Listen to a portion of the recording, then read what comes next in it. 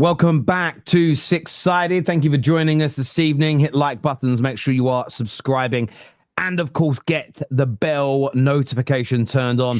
We've got some big and hopefully quite hard-hitting topics for you all tonight as we speak about Arsenal. Are they the best team in Europe? Big claim being made on Sky Sports about that. We're asking whether or not Arteta is in the top 10 managers in the world. Is Estevão more naturally gifted than Bukayo Saka? Is also on the agenda tonight as well. Plus, are Liverpool and Kai Havertz now ready to get themselves back to winning ways in the Premier League? All that and much more to come. Got a brilliant panel tonight with Seb, Kwess. We've got Jesse and Ash with us as well. Giuseppe is joining us a little bit later in the show. But gentlemen, welcome. Hope you're all good. How are things? Well, everyone? Everyone won this week? Everyone's in a good mood, I suppose? Yeah. All the English teams win Champions League apart from, Spurs being Spursy. Yeah. I know. Spursy doing the Spursy things. Are we surprised by that, though? Is anyone surprised by that? I'm surprised they didn't score, to be fair, but apparently they were dross, so I'm not surprised they're in the Champions League, to be honest, but I'm not getting to that. Do you know why I'm surprised? Who's the Man United guy, right? From America. They're like, it must have been like my second or third show he came on. He's like, I've seen your stuff, brother. I'm going to hunt you. And I was like, whoa. And then he was like, Spurs are better than Chelsea. And I said, just wait. And all of a sudden, we see the truth. We see the truth. Yeah, do you know what? Spurs fans are an interesting one. I feel like they're having like massive meltdowns online whenever I look. And they're having a go at me for calling them out for this. I'm just like, I think you guys are where you deserve kind of to be. Yeah, at your level. I don't personally get Spurs fans anger. I know they want to get better, but that's going to take time. I just feel like you're in a pretty good position for who you are and where you are in the current pyramid of things. But I mean, if they get into the knockout stages or through the knockout stages, they're doing much better than what they should be, where they finished last season. Obviously, they've only got in off the Europa League, so yeah, I think that they should only be happy about where they are at the moment. It's mad because I was checking out their game yesterday, yeah. And I'm looking at that front line. I'm going, I don't know why it looks worse every week. Like I know these are the same players, but I'm seeing Richarlison run through again and miss and slip over and kick balls wide. I'm going, what is this team? How is this team even like top wherever they are? Because where are they in the league right now? Like 8th or something, 8th or 9th. No, are they higher than that? They higher than that. Sixth. Wow. Yeah, I don't even think Xavi Simons as well isn't looking to right in that team. I think he should be playing for a better quality team. Although he hasn't really clicked, I think he should be playing for a better quality team. Spurs just have a certain type of player that they will get, and Xavi Simons, no, I don't. He doesn't. I don't think that's the right team for him. I agree. I think they've just got a creativity dirt right now. They've got no Maddison, no Kulusevski. I thought, to be fair, Xavi Simons, I thought was going to do far better than what he has, and he's been relatively poor. If it wasn't for Kudus, there'd been a lot worse place. He's been fantastic. That makes sense. Viewers, we're going to be going in some really maybe difficult topics for some, and I'm going to start. Now, I'm not going to start with any of the ones related to Arsenal because there've been a lot of claims about Arsenal. I'm going to leave them for when Giuseppe gets here too. We're going to start off with my club, Man United, actually. That's what we're going to start off with. And it's fact or fiction. And we'll go to Seb first on this. Man United will make it 3 wins in a row against Brighton this weekend. The momentum is real. I think you do have some momentum, but I don't think you're going to beat Brighton. I think Brighton is such a different opposition to Liverpool, whereas when you did watch the game, Man United did very well winning the second balls. They were playing over Liverpool's press, whereas I don't think Brighton are going to be like that. Brighton do concede a lot of chances, so you will get some chances in there, but I don't. The thing is with Man United, they've been they can get up for big games. They got up for the Arsenal game. They get up for the Liverpool game, but it's the games against teams like Brighton where they struggle a bit. Brighton will punish it. They're very strong in the midfield. They're very creative. They will create a lot of chances. It just depends how well United can do at the back, but I think it will be a draw. So I don't think Man United are going to lose. But the signs are promising for Man United. The underlying stats have been good all season. There is a vast improvement from last year. And Mbeumo has been fantastic. Cunha against Liverpool was your best player, in my opinion. I thought he was fantastic. But I do think the type of opposition there is. Are you home or away, or is it in Brighton? Home. At home. Okay. Yeah, I don't think he'll lose, but I do think the momentum coming through, I think he'll end up being a draw, personally. Okay. What are you saying, Ash? You've been very detrimental about United this season. Hey. Every step of the way, we'll lose. Barring the Liverpool game, barring then, you threw that out. How do you see this weekend going? Do you think that United could add to this winning run and make it 3 on the bounce? And actually, it would also be 4 wins out of 5 at home in the league. Or do you think reality might bite this weekend? I personally think that you guys are going to win this game this weekend. I generally do. I think Man United's got a point to prove. You're looking a lot better now. You've actually got players in their actual position. Mason Mount, I've already said this from day one. That guy's absolutely insane. I was surprised even when Chelsea sold him because, I mean, I'm getting an interesting look from Kwess there, but I've got some different thoughts. When you say Mount's insane, break that down. The way he plays, like, he is such a hard worker. Like, you've got to think, like, there was a documentary that was done on him ages ago. There was a few years ago. He would be up, one of the first people that would stay up at his old club when he was like going through like the training. He'd be the first one there. He'd be the last one out. He's a dedicated person, and you can see he's not the most catchy on the eye person, but he is a worker. And I think he has moments where he does his things in his career where he goes up and down, and he's had a down bit. And I think now it's going to start to look a bit better, especially when he's got the likes of Mbeumo that's going to take some of the pressure, I think, away from him, which I think is going to help. And one of the main reasons why I think you guys are gonna destroy this weekend is because some of these stats that I'll say from Brighton away from home. So they've scored 5 goals in 4 games away from home, which sounds okay, but 3 of them was against Chelsea when they were down to 10 men. So you need to think about this. They don't seem to be that great away from home. And Danny Welbeck, he's been on form so far. I don't think he's going to be back on it again this weekend. Brighton's in a weird place for me at the moment that I just feel like they can be got at, and I think that you guys will, because I think there's one thing that can happen is, right, a manager can be bad, but the players can have a point to prove, which I think is what you guys have got at the moment. I think you guys want to kick on from the last few games, and you guys played decent football the other day. I mean, granted, Slabhead got one of the late goals, which is crazy that man is still in your defence. But I've just got a good feeling about it, honestly. It's the same feeling that I got against you guys at Liverpool. I could just see you guys winning. And it slightly worries me because I hope you don't, because you're probably going to push us down the table a bit. Because I thought you guys were going to finish bottom half of the table. Isn't United's record against Brighton not the best since they have come up, though? Historically, it's not brilliant. We've won 1 of our last 6 against them. They've beaten us in the others. They've beaten us in the last 2, 3-1. They've beaten us 4-0. Barring a 2-0 dead rubber at the end of the season, a campaign or so ago, they have comprehensively beaten us home and away for the better part of 4 years. That they have been a horrible team for us. But that's why though, I feel that this notion that we should still go. They beat us in possession. They beat us in chances creation. We should go long ball again. We absolutely. I'm not precious. I'm not a precious football fan. I'm not one of these guys who football's got to be played a specific way. I don't care. Go long, go long, go long. Win those second balls. Win the game. Try and build some momentum. We've tried under a couple of different managers to outplay Brighton, and it doesn't work. And our squad hasn't massively improved since then, especially in the midfield area.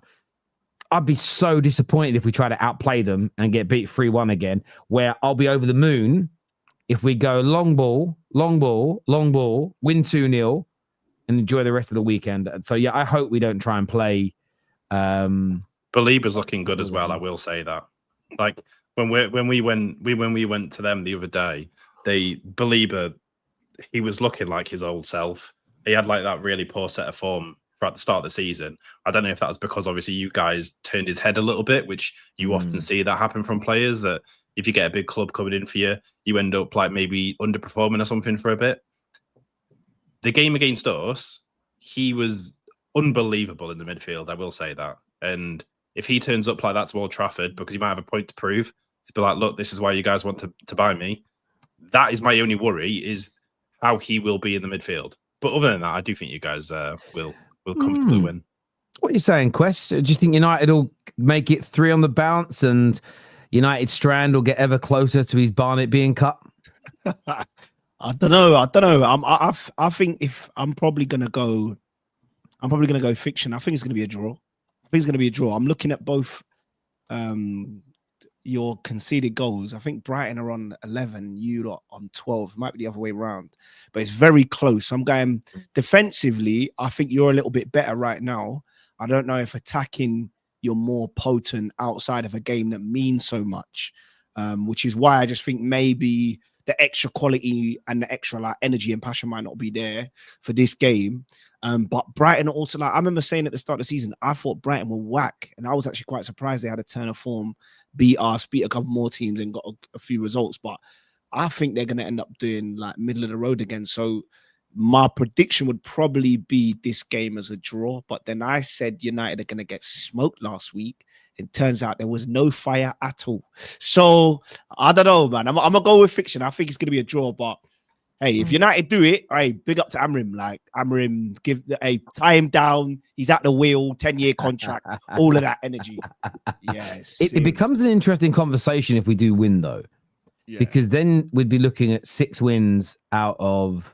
We'd have 5 wins out of the 9 games that we've played, which puts his win percentage at like 55%. Teams that are finishing traditionally in the top 4, not title challengers, top 4 are winning about 60% of their games. So you're suddenly at a win percentage, which is by and large acceptable for most teams, especially with where we are. And I feel like with confidence, that type of thing could grow. But there's an interesting comment here that's calling me out, which I like. And I love this kind of challenge. More of it, please. He says, I can't speak, Terry. Hated it under Ollie and Eric Ten Hag, but under his man, Amorim, it's perfectly okay for him to abandon his way of playing. So it's not about abandoning the way you play. And this means this shows you don't understand Ruben Amorim. So the way Sporting would play at home against Braga was very different to how Sporting Lisbon would play at home against Manchester City in the Champions League. So Ruben, when people would say to me, Amorim doesn't adjust, Amorim doesn't have adaptation to his game, he doesn't change the starting position of his team. It's in 3-5-2-1, or whichever way around you want to describe it. A lot of people call it a 3-5-3 or whatever it is. Does that even add up right? No, they don't. That's too many players. But 3-4-3. Sorry, my mistake. Ever seen that famous video of DT where he says, what I want the team to do is put so-and-so there and create like a 4-pronged triangle? I did one of them then. I did one of them. Get the ref on. And I spoke many times, Ola, about how there were times in the early stage of Amorim at United, we would have the fullback creating the width, but then we'd bring on Garnacho and the fullback would invert and Garnacho would go outside. Those things are what I consider to be adaptations. Moreno coming on for Arsenal and becoming a target man is an adaptation to how they're playing. Maguire coming on in the same way that Jose used to throw centre-backs up front, even in his pomp at Chelsea. These things are all adapting how your team is playing. Are there times where the formation should change as well? And absolutely, I'm asking for it. But the basic principles of your team can still remain the same with an adaptation. That is different from bowing down to your team, implementing none of your philosophy and basically saying, how do you guys want to play? Okay, we'll do that. For me, there's a dichotomy, a contrast, and a huge difference in those two things, massively, in my personal and humble opinion. But not going gun-ho in every game is not the same as abandoning your philosophy, in my personal view. But that's just me. But it will be an interesting one if we win. How do you see it going, Jesse? Do you think United could do it, or do you think it's back to life, back to reality? I'm just like Seb. I think it's going. Y'all wouldn't lose, so I think this just might be a draw. Man United, just like some of the top 6 teams struggle to break down these other smaller teams because they have a tendency to sit back and try to break on the counter, right? Man United basically has 2 problems. Midfield, as we already knew from coming into the season, that you will have a huge midfield problem. And as the guys just said, Ash Baliba is starting to catch that form. So he will definitely go into this game having a point to prove, basically saying, as Ash said, if you guys really want me, this is what I can do for you. So he's going into that game with a point to prove. But Man United would have a hard time breaking down Brighton, I think. They will be definitely playing on the counter. And I can see this game easily ending up probably 2-2 or probably 1-1 or 2-2. I am struggling to see Man United really going that 3 game on the bounce, that win, to get that 3rd win against these teams, these lesser teams, and Brighton as well, that have a good record against you all. They are going to go there knowing that, yeah, we could get at this team. So I don't see. I see a draw for you guys this weekend. Definitely a strong draw. A strong draw. Right now, honestly, I'd take a draw. I hate playing Brighton. They're just one of those. There's quite a few teams we've got coming up. Liverpool away was one of them. Brentford away. Brighton at home.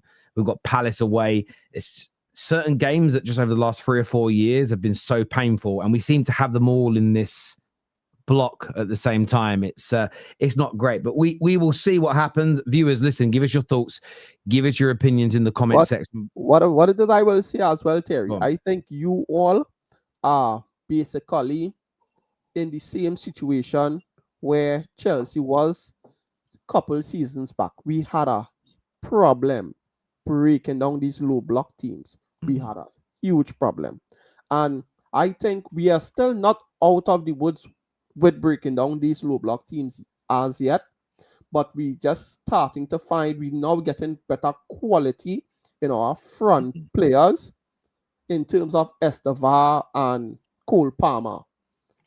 Our left side isn't looking too, but yeah, you can understand where I'm coming from. Man United, you all will have to find goals from elsewhere. It might be a corner, a set piece or something. Oh no, I don't want to do that. Jamie Carragher might cry. We better not score from set pieces. It's been. Yeah, I don't know if you guys saw the stats I put out today about that. I spent 2 days researching this. And do you know that over the course of the last 20 years, the percentage of goals scored per game in wins by the champions of England each year have grown each year, linear progress each year, and it's gone from being in the low 40s to the high 40s, like over the course of the last 20 years. The trend's actually been going up. So when the likes of Jamie Carragher start saying on TV, we're going backwards, we're getting more set piece goals because we're going backwards. Well, the trend has just been continually going up and up and up and up and up. On average, over 50% in the last 3 seasons, goals. Over 53% of the wins that teams have had, set piece goal. I want to make sure I word it right. 53% on average of the goals scored in wins. I've said it the wrong fucking way around again because my brain's gone. 53% of the wins that the champions have had, set piece goals have been scored in those games. Come on. In half the games that, by the way, Leicester's title winning season, in their wins, in 65% of their wins, set piece goals were scored, the highest ever by a Premier League team. There was something about the set piece nonsense that just, you know, when you go out and you think you left the iron or the oven on and you can't shake that feeling, there was something about the complaints about it where I was like, no, something don't seem right. Yes, Arsenal have scored quite a lot of theirs early in the season, but we see this quite a lot. You see teams get newly promoted, Blackpool, and they get loads of points really early on, but we know it's going to slow down later on down the line. You might get a player that gets a lot of goals or assists early in the season. Most of them slow down. They don't keep scoring at that level, which is why we looked at Haaland as a freak, because he just carried on doing it. And the set-piece goals from Arsenal is another one. They will dry up again. At some point this year, they'll go 5, 6, 7, 8, 9 games without one. They'll still win most of those matches. and they'll end up leveling out and being at the same sort of degree as everybody else. But it just feels some of the analysis around set pieces, I think, has been a bit fucking strange. I think it is, man. though, Terry. Well, you know, strange. the set well, pieces, strange. yeah, and the corners. I think it's like everybody's known corners and set piece are part of the game. Like, I remember seeing John Terry header one, Gary Cahill winners, regular, corners are part of the game, and scoring a last minute header was like, that's just football, innit? Like that would elate you. But I think what I think from my perspective of why it got so controversial with Arsenal was it was almost like you've taken something that's a part of the game and then you've tried to make it a primary part of your game. And it's like set pieces are not a primary part of football. They're like a consequence of you playing football. So like you get a corner because you've hit a shot, the keeper saved it. Or you get a free kick because you was running through and someone's tripped you up. These are like consequences of play. So I think that's why people got so hearty about Arsenal scoring so many corners, because it's like actually where you would be happy about getting one, you lot are actually practicing it and then being so excited that you're doing it. I think there's part of that. I think Arsenal fans are kind of, they're enjoying the meltdown that rivals are having. But I think this comment brings it to life as well. You've got Machiavelli here that says, what has football become in 2025 when talking about set pieces? What about individual brilliance? Well, I'll tell you about individual brilliance. The same people now trying to basically say set pieces don't count are the same guys that during Ollie's time were like, individual brilliance isn't what football's about. It's all about general style of play and patterns. They're the same people that said penalties weren't real goals. They're the same people that made the arguments that crossing balls accurately into boxes was spamming and Hollywood balls. It's the same people. So there's a group that will always shit on what a rival's doing to make it look worse than it really is. You know, Chelsea will always stoke FC with money, you know, oil, you know, checkbook manager Pep, etc. We've all had things labeled against our clubs when we've won things. We've all had criticism for it, and that's just rivals. The media now actually use that banter as real talking points, which is sickening. But what football fans have done, and the media jumped on it, is we keep trying to diminish, you're right, not primary parts of the game, but components of it. But it's been crossing, it's been penalties, it's been moments of brilliance. Everything that isn't 70% possession, beautiful looking tiki-taka football, there's a certain group of football fans who are idealists when it comes to the game, and they see it as that's the right way and the only way you should play. And I feel like they try to diminish anything that sits outside of that. You mix that with the media now taking sort of banter as serious talking points, and then you get the idealists who hate football that isn't played the kind of the quintessential Pep way. You add that together and it's a lot of noise. It's a lot of noise where I look at it as, I want Sam Allardyce football to come back for 2 or 3 teams in the Prem. I want a few teams that are stinky low blockers. I want teams that are open and expansive. I want others that are powerhouses in the counter-attack. I want it where you're going, right, what's going to happen today? How many teams have conceded shit? I don't mean shit teams. I do, but I don't want to use that word. Lesser teams have conceded easy goals in the last 5 years through trying to consistently play out from the back. Go long, win the second ball. That for me is not detrimental or killing the game. What is killing the game is talking about that like it is not part of football. Not every boxer has footwork like Muhammad Ali. Not every boxer has counter ability like Floyd Mayweather. Not every boxer has the knockout power of a Deontay Wilder or a Mike Tyson. So they have to mix it up. And we've lost that in football. And it's those two groups. The pundits now taking football banter and making it a serious talking point like Jamie O'Hara did. And then the guys that I consider idiots and terrible for the game that only want it played one way. And if you're not that type of footballer, you're shit.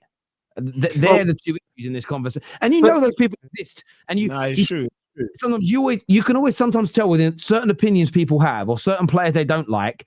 I bet you have this within your own fan base. You'll hear someone not like a certain player in your squad, and then you instantly know who all the other players they like and all the other players they hate just by one opinion they have. You know they fit to a certain ideology. They're all a problem in the game. They're all fucking shit. They're all shit for it, for me. Well, for me, it's like Jamie Carragher wasn't moaning last year when Mo Salah was scoring match-winning penalties. He wasn't saying that's cheap goals or anything else. And then even when we were under Arsene Wenger playing really beautiful, attractive football, tiki-taka, we got accused of passing it into the net, that we weren't physical enough. We got bullied. We weren't anywhere near a title race. Now we are a strong physical side. We're not weak. We're getting, I think we'll go on to it when we talk about Arsenal, but it's just like, it wasn't even 40% of our goals weren't from set pieces last year. So the majority of our goals still do come from open play. And we're playing against low blocks all the time. You've got to be inventive. Like, Fulham are such a hard team to break down. You do have to resort to that sometimes. But I'd rather us be in our position now and be like, our job is not entertaining people. Our job, our players' job, is to get the 3 points. I could not care less what Jamie O'Hara or anyone else thinks what we're doing is correct or not. And it's clearly having an influence on the league. I think set-piece goals are up nearly 50% already this season. It's having an impact. You want diversity in the football. And for me, tiki-taka, Pep domination, 1-2 goals up, that is far more boring than what we're doing now. It's just people are already getting in there, undermining our achievements by going, oh, you've done it off these cheap goals, even though in reality, that is, yes, we do score goals from set pieces. It is not the entirety of what we do. Even in the underlying numbers, it's not accurate at all. So it's just... Here's what I will say to that. I think is a testament to Arsenal to know that they find a lot of teams' weak spot. Because for Arsenal to continuously use a set piece to score a goal, it shows that they see that a lot of the teams in the Premier League can't defend set pieces. So if I am a manager, obviously, I would want, as Seb just said, I would want the 3 points. So if I know this can help me get the 3 points, especially against low block teams, I definitely would do it. Who wouldn't? Everybody would. No, I agree completely, man. I really, really do. And some of the comments making me die. The irony is as well, a lot of these guys are like, this ain't how you should be winning football matches. Again, if you just listen to enough of their opinions, they're the same people that say winning is all that matters. And nearly every single content creator I've ever seen say winning is all that matters. All I ever see from them consistently is them moaning about certain types of play, certain types of goals, certain types of wins. Those people are all nearly always liars. The same as those guys. They say that, and there's another one they always say as well, and they always end up like the guys that say, "Oh, stat merchant." Whenever they're trying to prove a point about a player that's bad, the first thing they bring you is a bad stat connected to that player. I love those. They always make me die. Like stats are awful until you want to use one to prove your point. It's what they always do, man. They always do it. Viewers, like, share, subscribe. Next question we're doing is fact or fiction. Arsenal have been top at Christmas before. What makes everyone believe this season will be any different? Hey. Who's going first? I can go first if you want. No, I'm gonna go to Kwess first because this is Kwess's point. Kwess put this in the group chat and wanted to discuss it. You might have worded it slightly differently, which is maybe we should wait until Christmas before saying this season's going to be different, is what your point is. But you don't think, I get by that feeling, you don't think there's much difference in Arsenal yet? I mean, historically, there is no difference. Like, even if they're top at Christmas this year, it will not be any sign that there is a title coming. That's just factual. And I'm only saying that based on the past 4 times Arsenal have been top at Christmas, they've never gone on to win the league. So this is actually a genuine statistical fact. There's been, I think, 4 teams or 5 teams that have been top at Christmas that have ever won the title. Man United, Man City, Liverpool, Chelsea, and Blackburn. If I'm lying, I'm crying. Correct me if I'm wrong, right? But I'm just the reason why I had to sort of put this into the ether, was what is sort of like frustrating me about Arsenal fans a little bit now is, you know, when you want for so long to be at the top and fighting for titles, you don't understand what it comes with in terms of the negativity. So now Arsenal are doing really well. You always get this now. People are trying to look out for all their weaknesses, all the stuff that, you know, trying to undermine what they do well. And I get it. This is what it's like being at the top. But what I can't understand is Arsenal fans being like, why does everybody hate us? Why does everybody try to undermine us? Why does everybody laugh at us? because you actually are serial underachievers. Like every time you've been in a position to succeed, you failed. So that's not like a diss, it's just the truth. So for me, I just had to bring this to the table to just be like, because we were talking about in the group the other day, even Seb was saying, and I was asking Seb, like what gives you confidence? Even if you go top at Christmas this year, what gives you any confidence that Liverpool won't come back? What gives you any confidence that Man City won't go on a charge? What gives you any confidence that Bournemouth might do a madness? Like, what would be the difference this season when twice before you've been top in the last 4 years, and twice, I think, before 2010, you've been top of the league at Christmas and gone on to lose the title? Seb, do me a favor, bro. Help me understand the optimism, bro, because I can't understand it. It's multi-layered, right? We're looking at a meringue trifle situation here, right? My gosh, DT in the building.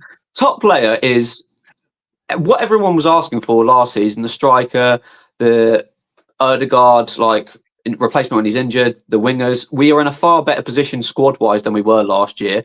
We have the best squad depth in the league for me. Anyway, we've got like anyone gets injured. The only player I would necessarily get a bit worried if he got injured would be at this stage would be either Gyökeres or Zubimendi, just because how good Zubimendi has been. We don't have a similar profile to bring him in because obviously Norgard is not anywhere near the profile Zubimendi is. So I think just on that, and even the underlying numbers, we've been going up every year. Obviously, there was a slight dip due to the amount of injuries we had last year, but we even made a Champions League semi-final, which we haven't done for God knows how long last year.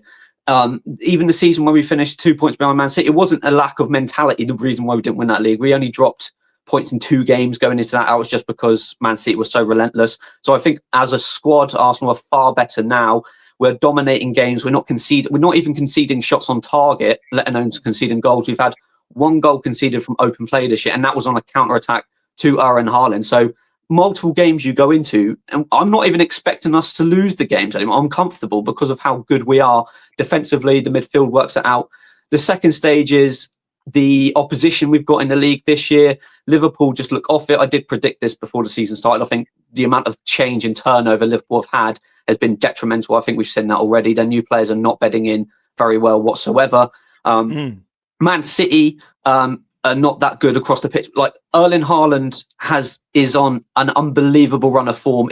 If Man City do win the league, it's down to Erling Haaland. I think their second top goal scorer in the league this year is on 2 goals. Erling Haaland's been unbelievable.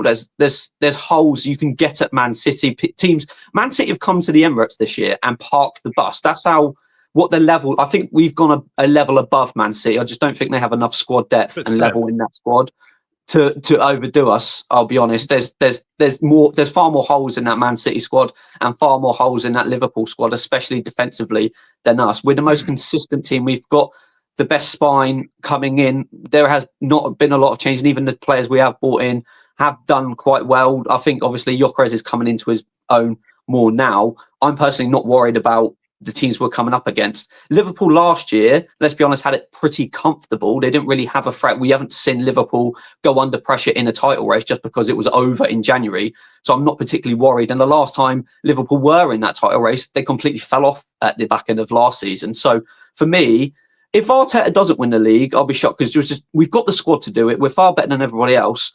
Man City are through this transition as well. They're wide players for me and not scoring enough goals whatsoever or contributing. And just Liverpool, there's far too much turnover there. So I think we have such a good foundation to go on to win that title. We're not even conceding shots on goal for me. So for me, that's why I'm so confident personally. Sorry, Ash, let me just ask a follow-up query real quick then. So, if this year you've got best manager, best squad, best depth, best stadium, best pizzas, best whatever, yeah?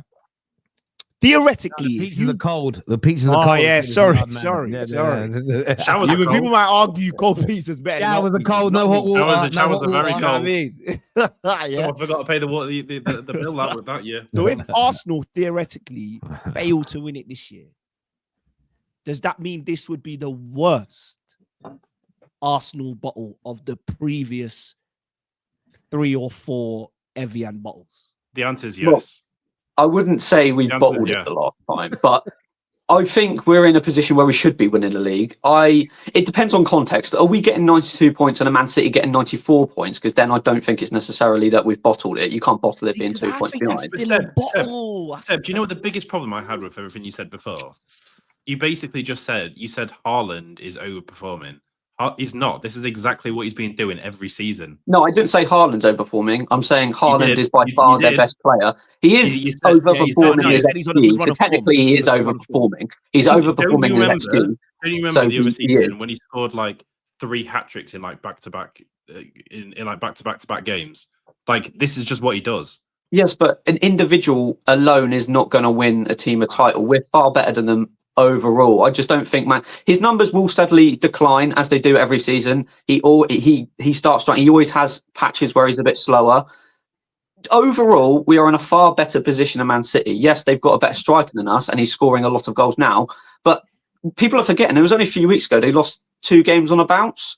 There are patches where Man City are going to be poor. They've had a decent run at the moment, but I don't think they have the consistency there. And for me, their wide players are not enough. Our midfield's better. Our backline's far better. Stones can't. He's just not fit enough for a full season anymore. Diaz has his holes. He's got worse and worse as season's gone on. I just don't think they're at our level anymore.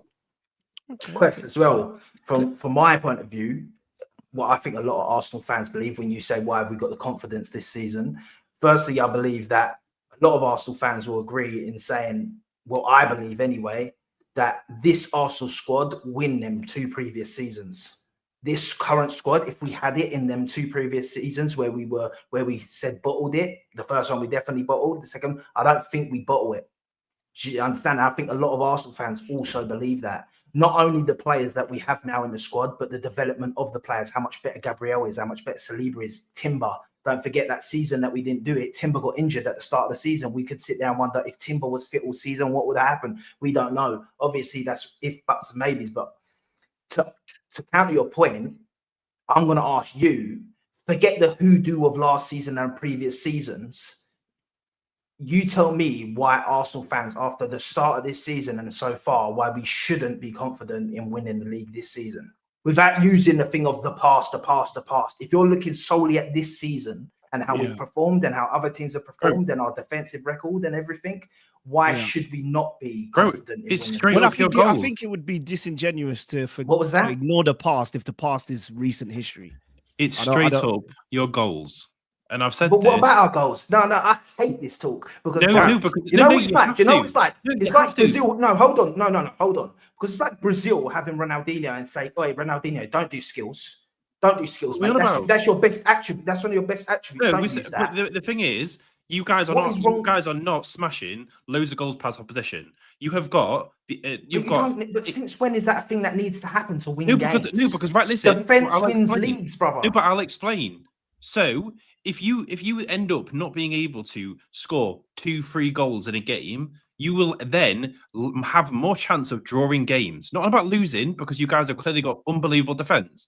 The problem is when you come against the oppositions like Liverpool and City that are smashing goals in against opposition, they're not 1 point as a draw is a big difference when you think that they're winning and getting 3 points. So answer this. Sorry. Go on. Answer me this. So in all competitions, who scored more goals this season than Arsenal? And by how many goals? Can you answer that? In all competitions? Oh, he's got to Google it. I'm going to have to, because I don't have to. How about we just ask Giuseppe to tell us? Might save time. They definitely would. I think it's just Man City. Wait, so you don't even know that? You didn't even know, you know. No. Mamma mia. In the league, it's just Man City. In the league, it's just Man City. In Champions League, PSG has, Bayern Munich I'm talking about Inter Milan has. I'm talking about Prem teams. We're talking Prem. Here's the thing. For me, Chelsea have. Chelsea have played Ajax and stuff. All right, cool. Don't do that. I will use that. No. Because I'm on about in the Prem. Listen, here's what I'm saying. But regardless, Champions League, this is Prem. But regardless of my point is this: they've scored more goals than us. By how many? One. We've got one more goal in the league. So one goal. So hold on, one goal. So you're saying now we've got a disadvantage because they've got one goal more than us. Bearing in mind, I'd argue that we've had the hardest start to the Premier League out of most teams. Yeah. No, but you're changing what I've said. No, but you're saying that about us getting goals. Chelsea, you're saying Chelsea about us smashing teams. Chelsea and you both have 8 set-piece goals. I don't think either you or Chelsea, like, say if you win the Premier League, I don't think it's because I don't think you can keep up 1 set-piece goal per game for the rest of the season. Okay. Can I jump in from here? Can I jump in? Like, I didn't have this conversation with Carragher earlier, but I called this out with Jamie Carragher. Carragher's right. Arsenal can't score 38 set pieces this season. It's not going to happen. I agree. My question is this then. Do you think, Ash, that Eze, Gyökeres, Saka, Odegaard, Martinelli, Trossard, Kai Havertz, and I'm forgetting somebody, one of the main attackers, Saka, do you think Madueke, do you think they can score enough open play goals to win the league? That for me is the debate. Because if you think they will, then this is my view. So I'll make it open so it isn't like I'm not trying to catch anyone out. If you think that group are good enough to score enough open play goals to win enough games to win the league, then saying set pieces aren't sustainable becomes irrelevant because you think they're going to do it. The real debate, and this is where I don't think people want to put their money where their mouth is, that's what essentially you're betting on. You're betting on that group not being good enough. So that for me is the conversation. Yeah, no, I 100% agree. And that's where I've been trying to focus the debate around Arsenal is just think about the goals that they're scoring. You're not scoring from all these attackers you've got, because like every single person you've just mentioned there, Terry, I'll be expecting goals galore. Like, and that's why when people are talking about set piece goals, it's because you would be thinking Arsenal are banging in goal to this point. You need to add some level of context to it. Every team we play against just parks the bus. They don't bother trying to attack. Look what happened. Atletico Madrid are a very good side. They opened up. We slapped them.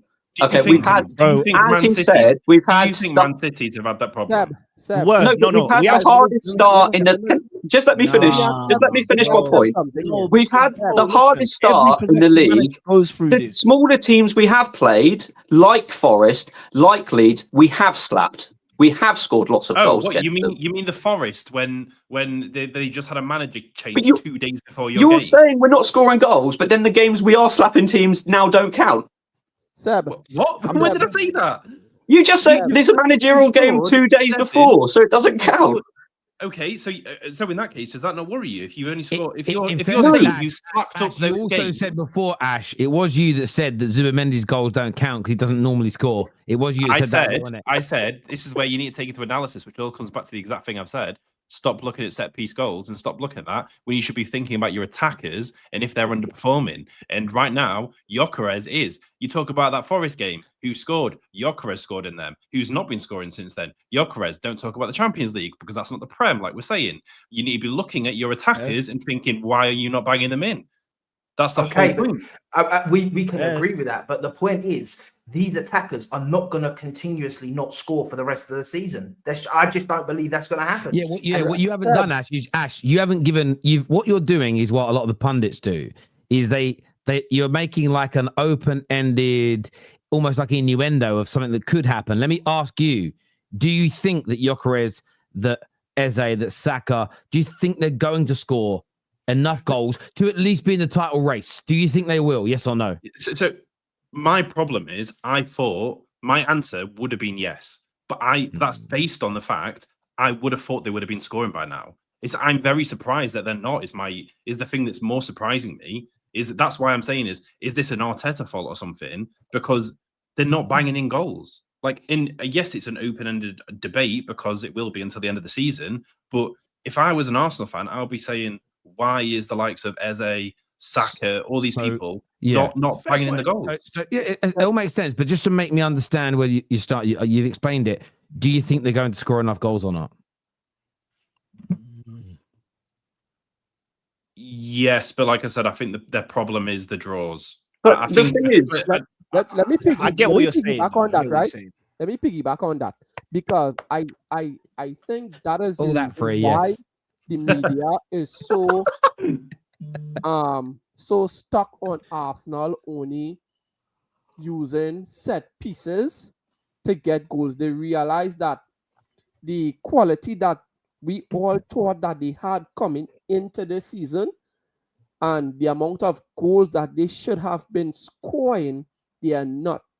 Yes, their defense is great, but equally their attack isn't so much.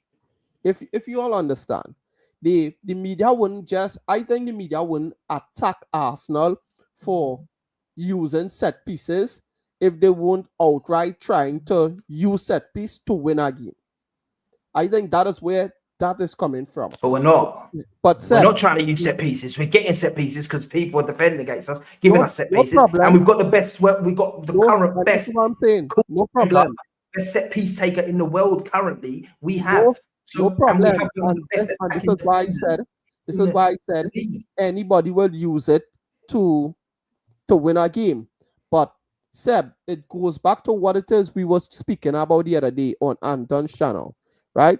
And I told you for Arsenal, why Kwess probably asked that question, because yes, the stat is there. Arsenal have a tendency to bottle it. And I told you all, for Arsenal to win this league, they need to have a season like Liverpool last year, where everybody basically fell off. And the momentum and the ability just takes Arsenal across the line. That is how I see, because they are not really. Right, listen. I understand where Arsenal's coming from. Guys, last point, Giuseppe, and I want to go to the super chats. Yeah. Just on that, because you're saying this stuff, but I'll tell you what's happened. I'll tell you exactly in a nutshell what's happened. The start of the season happened. People saw the fixtures come out. People saw Arsenal start the season. People saw what Liverpool done. People thought Arsenal were going to fall off at the start of the season. We haven't done so. We've been winning games. We've been battering teams. We've been the best team currently in the league, not conceding any goals. So now the dynamic's changing into set piece goals. Don't count. You ain't going to do it. You've changed the narrative around us winning the league. But at the same time, we've conceded one open play goal, and that was against Haaland, who is currently on monstrous form, looking like he's going to beat his own goal records. That's not actually true. You've conceded no open play goals. That's classified as a counter-attack goal. Well, all right, cool. We'll point that out. If we're going to get technical. So, do you actually think you're battering teams? Yes, because what does battering mean to you? Battering don't mean that you beat a team 5-6 7 or 8. No, that's not. Battering a team is when they have you batter a team. No. See, that's wrong. Battering a team for me is when they don't have a sniff of winning the game. So how can you batter someone but you don't land no punches? It don't make sense. If you batter someone, you land bare punches, bare kicks to the chest. But we are landing bare hooks. You're not. No, because you're creating the most chances, which means you're swinging. But you're missing. Hold on. What you're saying is what you're saying is you want more knockdowns. We're not knocking them down 3-4 times. No, just hit them. Just hit them. Yeah, we do knock them out in one. We knock them out in one. We don't. You see, I think our defense is too good, bruv. They can't hit us. One blow. Do you know what, Giuseppe? Three games. Mayweather, but no titles. Three games in a row. One shot on target one shot against us on target in 3 games. And you're telling me that ain't. Wait, I hear this, guys. I want to jump to the super chat. Sorry, gents. I want to jump to this. It says, with our defense, we don't need loads of goals to win, is what all about Arsenal says here. Arsenal are playing faster this year than last year. The open play goals may not be there yet, but we've created more chances this season. We're not concerned.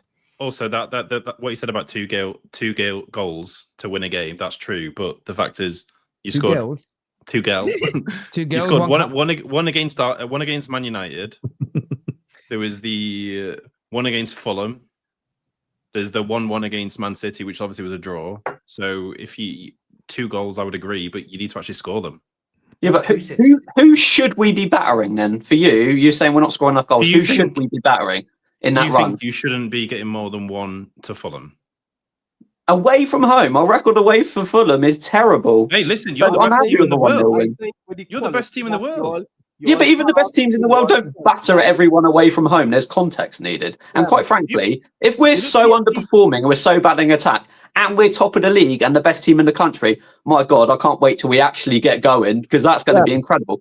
Seb, the quality you all have up front, people expect more from them. Yes, but it will come. It will. It's gonna come. We're already scoring enough goals to win games. That's the debate for me. If everyone does truly think Arsenal have a lot of quality up front, then it feels like it's a matter of time. If we're saying that maybe that quality is overrated, I think it becomes a different conversation. And that's why for me, when I'm looking at the analysts analyzing around Arsenal, if you think the attacking line is actually well overrated, then say it. If you think it's actually really good and more's expected, I look at it through the guise of what's more likely, they start scoring more goals or maintain this level. That's how I like to assess it. What is more likely? And for me, they're more likely to score more open play goals as the season goes on, as opposed to less.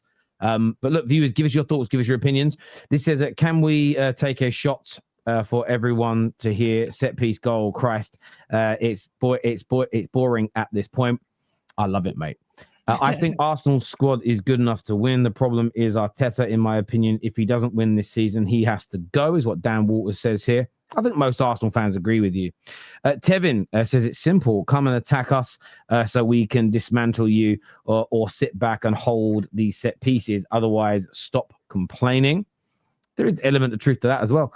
Arsenal must win every game 7-0 or it is not sustainable. Very, very true. Moving on to the next question, because we will run out of time, and we always do on these shows because there's such great debate. Do we stay with Arsenal? Do we move into? No, I'm going to do this one. I've got to do this one because because I know you guys have prepared like a list. Fact or fiction? I'm going to go to Ash first on this. Mikel Arteta doesn't crack the top 10 managers in the world. He's overrated at the elite stage.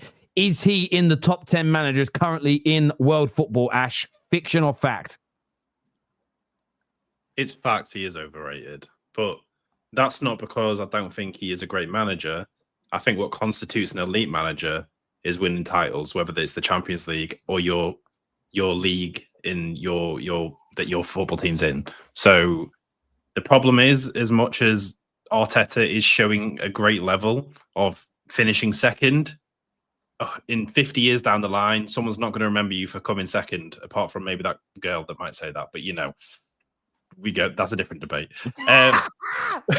He's definitely top 10, 100%. Top 10, bro. Listen, I think he's around. He's not even top 15. I'll be wrong. But can I say something? So, was you lot not calling Harry Kane top 10 strikers when he hadn't won a trophy yet?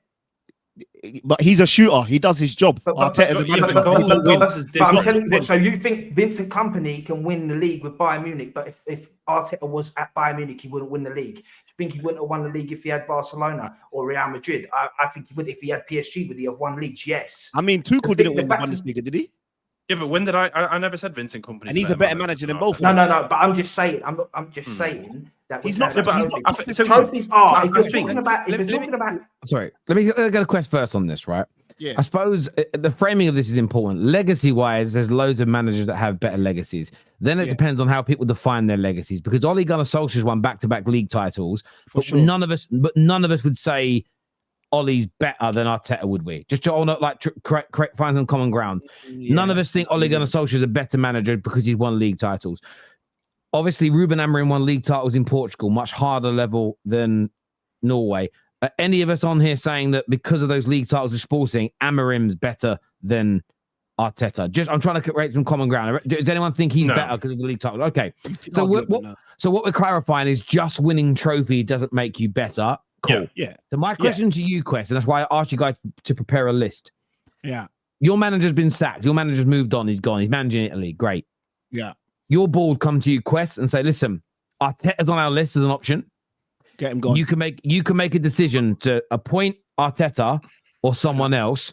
Who are the 10 managers that you would appoint ahead of Mikel Arteta right now? All right, let me go through it. Yeah. Go on. First of all, Hansi Flick, Champions League winner at Bayern, factual. Barcelona, cooking right now. Yeah. And by the way, there's 14 to go. Second, Xabi Alonso did an unbeaten season at Leverkusen. Your best manager, can't argue with that. We'll move on. Vincent Kompany, Bundesliga champion, fair play, easy league, cool. Also cooked the championship. So he's got 2 titles. So we're not just doing one. He's a better manager than Arteta. Fourth, Unai Emery, longevity, adaptability, and trophies won. 4 times Europa League winner. Okay, so just to clarify, right now at Chelsea, you would employ Unai Emery over Mikel Arteta. Don't do that. I wouldn't. No, that's the question. No, the question was how many better managers? No. So for me, you're just saying who would I take at Chelsea? No, hang on. Why would you? Hang on. My question is this: if you think Unai Emery is better, why would you pick Arteta to be your manager over him? Listen, I would rather stub my toe 4 times over than take Emery. But there's no way in hell I'd take Arteta. Okay, but what I'm asking for is the 10 managers you would employ before you would. Put Unai Emery in that list. Cool. Put Emery in that list. Yeah. Simeone, 2 times the Liga winner, Champions League finalist twice Europa League champion. Jose Mourinho, I would take back at Chelsea in a heartbeat. That's my dad. God. Longevity, trophies, twice won the Champions League. No, you have to listen because you lot are always getting upset. But if you don't want to be upset no more, win something. All right? This is my list. All right? Jose Mourinho, longevity, trophy haul, twice Champions League, twice Europa League, once Conference League, Serie A treble. Your best manager, Lego head can't chat to him. Luis Enrique, twice Champions League winner, smashed up the Champions League last year, including you, man. All right? Pep, we don't even talk about. Yeah? And that's at number 9. If I go further than that, Ancelotti, no words needed. Antonio Conte, no words needed. I don't even want to say Oliver Glasner, but he's got 2 titles to his name, and I'd rather take him because I see what he's doing with Crystal Palace. He's made something happen over there. You get it, and he's managed to get across. No, don't get upset. It's my list. I'm hearing you. You're basically saying that you would rather currently have Essien as your CDM than Caicedo. No, I'm just saying I would rather have managers. I'd rather Essien than Caicedo as my midfielder. Listen. Won leagues. Let me ask you this. Why do you get upset when I say this? It's your manager that don't win. This is my list. List. When it's your turn to do your list, you present the other managers that Arteta is better than. Let me finish. Manuel Pellegrini, I'd rather have. Yes, 1 Prem, 2 times League Cup, Copa del Rey. Because Seb talked about FA Cups being a major trophy. Yeah. Allegri, 6 times Serie A winner.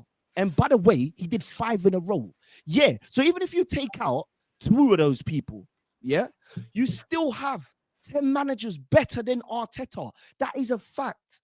Now, I see what Terry tried to do. Terry's slick because they done it to me on the Instagram as well. When I said that Estevão's ability was close to Saka, they captioned it saying, who would you rather have in your team? Which is a completely different question. And it's so disingenuous, but I hear it anyway. 100K views later, people are still telling me to shut up. Cool. This is the question.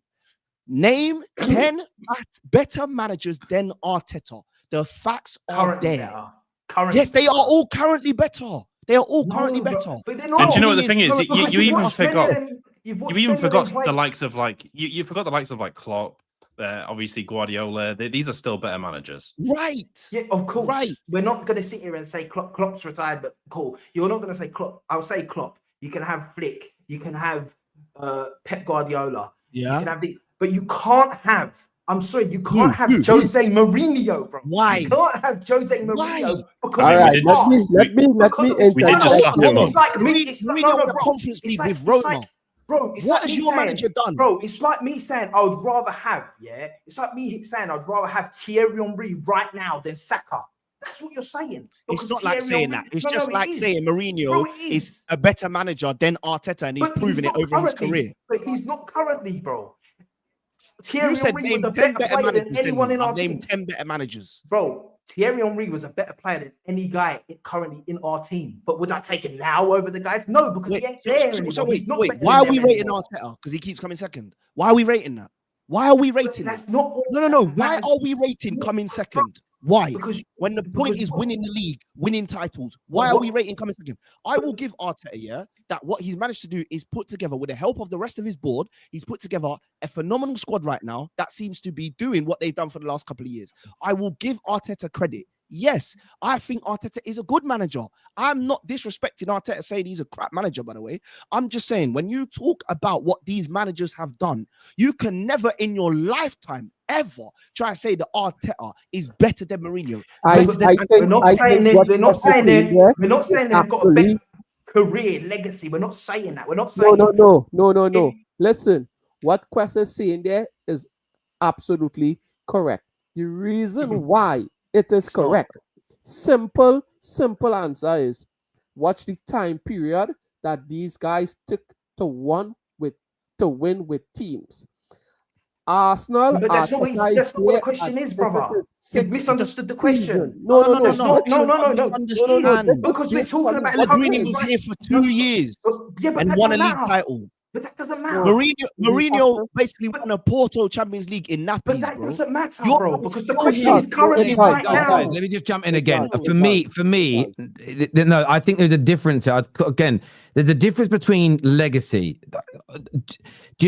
Arteta may never get to Jose's legacy in the game, but I don't think most football fans, like Ash, let me ask you, you had the choice between Jose coming in after now at this stage or Mikel Arteta, like who would you honestly go for?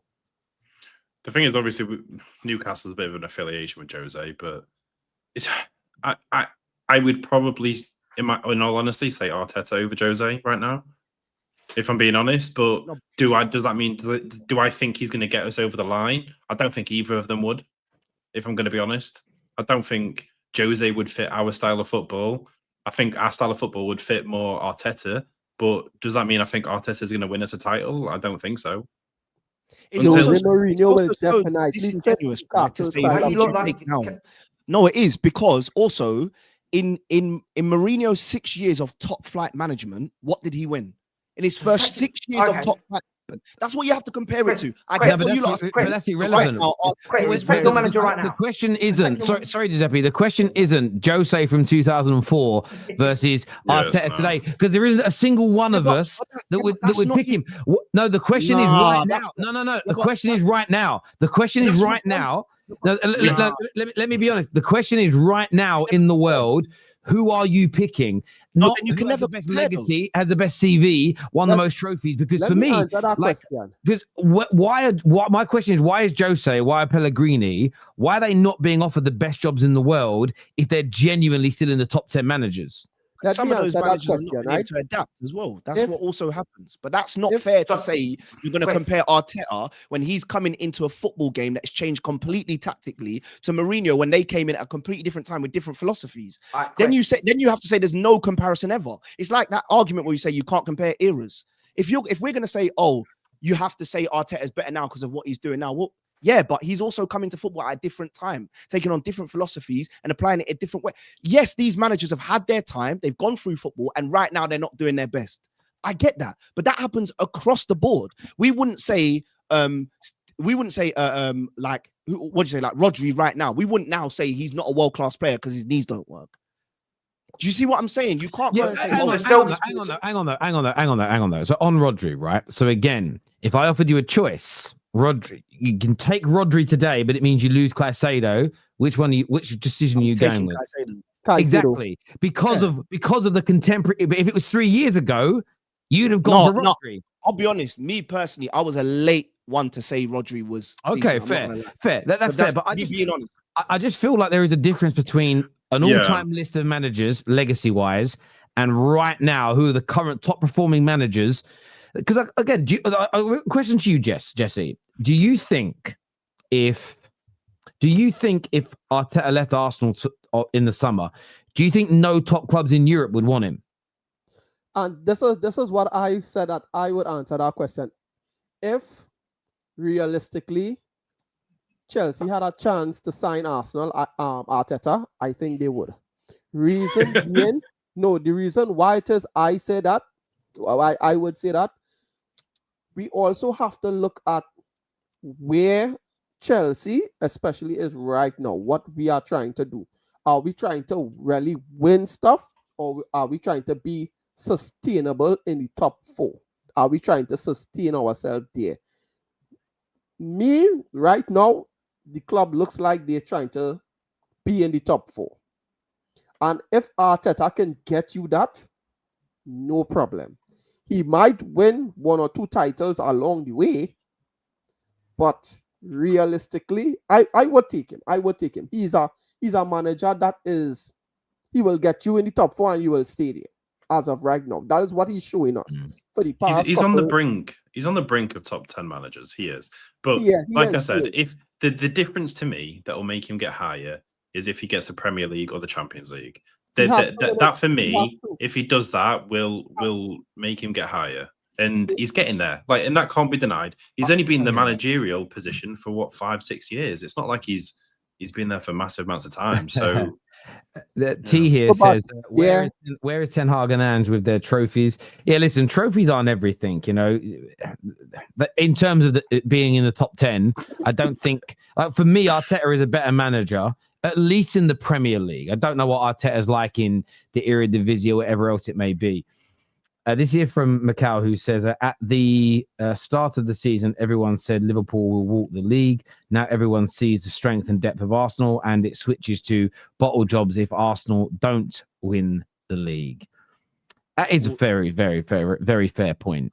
It's, I suppose, I know that's a little bit earlier on in the show, but the question I would pose from that super chat is, with Liverpool already being the best team in England, dropping 420 million, what's the biggest bottle job in your eyes, Kwess? Arsenal not taking the title off them, or them losing the title?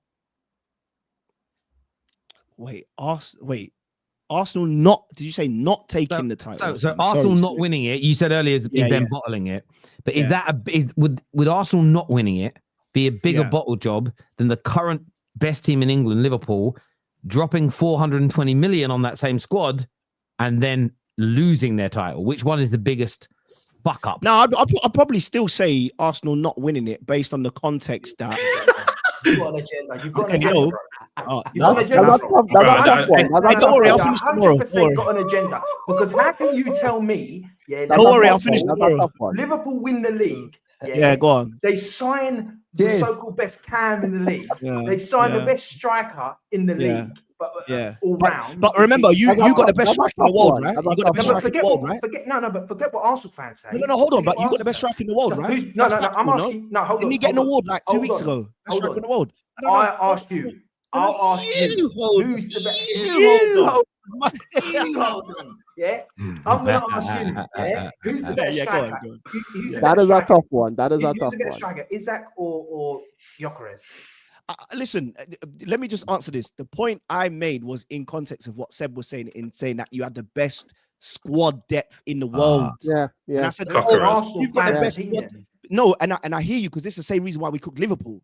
Yeah. We're saying if Liverpool they're saying, what was K-Mac saying, players are better just because they're Liverpoolian or whatever you said, or they got the red shirt on or whatever. Yeah, I'm saying if Arsenal fans believe that this is the best squad in the world, and you now don't go on to win it when everybody else has fallen away, I was saying that would, for me, be a bigger bottle than the season's. It doesn't matter what Arsenal fans think. It doesn't matter what Arsenal fans think. If 10 of us think the sky is red, don't make it red. It doesn't matter what we think. If you don't believe, so I'll accept it, bro. You can say that you can say that ours is the biggest bottle job, but you've got to sit here and tell me that we have the best squad and best team. I'm not saying you can't have both. You can't say Liverpool's team and squad are better than ours. No, but this is why I always say, you lot, just if you let me land, you see there's no reason to be emotional. It's not an agenda. I'm not saying that you lot are bottlers now. I'm not saying that. I'm just saying if you lot, my question by the way, this was a question to Seb. I didn't even say this. He's upset at the wrong person. He must think that I'm somebody else. I just said, if you believe you have the best squad depth in the league, best squad in the world, and you don't win it, is losing it this year worse than years previous? Seb said yes. And I agree. And I will agree with that. But that wasn't the question that we're talking about. Handle that like Lewis Hamilton around the bend, bro. I like that. Because you just completely swerved the actual topic we're talking about. Because the topic was because the question was, what's a bigger bottle job? Arsenal not winning the league this season or Liverpool not winning the league this season? Oh yeah, sorry, I did swerve that. You're right. Yeah. So that's the question we're talking about. Yes, I actually do believe that if we don't go on and win this league, it's full-line bottling it. It's the worst one. I agree with that. Yeah. But I think that if Liverpool don't win the league, it's worse than if we don't win I've got to do more super chats here. This from Zane. He says, Flick Do you know what Flick? I think Hansi Flick's excellent. One very quick question. One of you can answer it. Do you think he's very, very, very, very, very high line with work in the Premier League? No, I think Chelsea wanted him this summer, and I would have taken him. I'm not going to lie to you. Okay. Yeah, me personally. He says Flick, Enrique, Pep, Slot. Slot's a disrespect, though. Alonso, Allegri. When I see Allegri, right? Allegri's one of the only names on there that I see, and I go, our top teams in England, our top teams in Europe now going, oh, give me Allegri. I don't know anymore. I don't know if they are anymore. I don't think he has the same pull as before. He might go Arsenal if Arteta got sacked, though. Like, I could see that move. Conte's on that list, but with Conte, this is the thing I also say. If you want to win a league title, maybe bring Conte in. If you want to win something in Europe, don't trust Conte. I'm not saying Arteta definitely will win in Europe, but Arteta's record already in Europe is so much better than Antonio Conte. I can't believe how bad these teams are in Europe, typically speaking. There's something about that guy sold his soul to the devil. He said, make me good in the league and make me but you have to be crap in Europe. It's so devilish. It really is. Agenda clown, Chelsea clown is what's been said here. You Arsenal fans got to stop this. It's not an agenda every time we criticize you, bro. It's an opinion. That's actually what it is. Stop saying agenda. I lost a few brain cells listening to this 10 best manager debate. All bias and agenda, no logic. This is Kwess. Would you take Wenger over Arteta? I wouldn't take anybody from Arsenal ever if I ever had to.